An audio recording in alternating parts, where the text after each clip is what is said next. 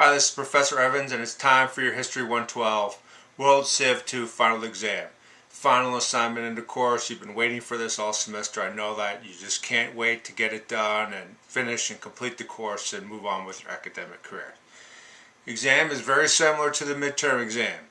You have a map part of the exam where I give you the terms to put on a blank map. It's not that difficult if you've been studying all semester.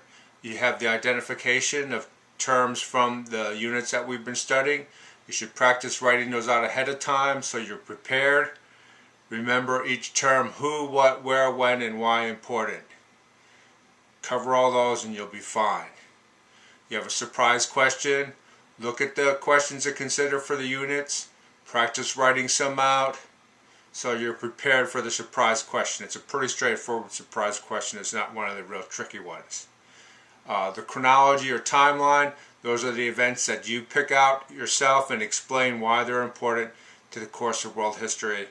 And then you have the essay part of the exam. The essay deals with the UN Declaration of Human Rights, which was adopted in 1948, just 3 years after the human rights catastrophe that was World War II. You have a copy of the UN Declaration included with the exam, so you have that. You don't have to memorize it.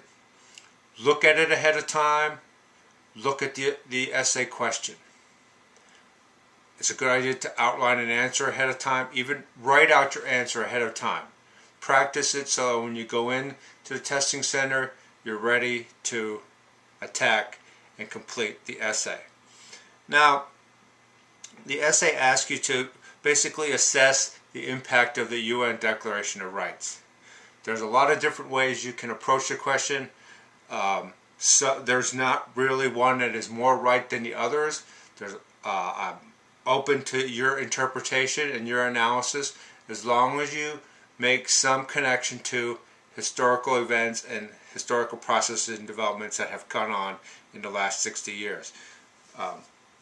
Don't just focus on the material in the UN Declaration, connected to actual events and developments in the world since 1948. Now, that can be difficult sometimes, and for example,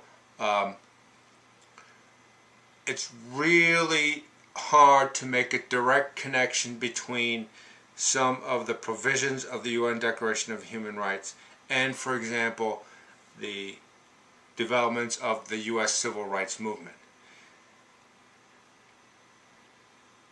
While the U.S. Civil Rights Movement was aware of what was in the UN Declaration, it didn't really affect the course of what happened in the United States in any meaningful way. Now, that's not necessarily the case with other independence movements around the world, and that's something that you should understand from your reading of world history. You've been reading about world history since World War II and the events that have happened, and so try and make connections to what is in the UN Declaration of Human Rights. So, the exam is pretty straightforward. You have literally as much time as you need to take the exam. Prepare for the exam, practice writing out the answers ahead of time, and you'll do fine with the exam. Good luck.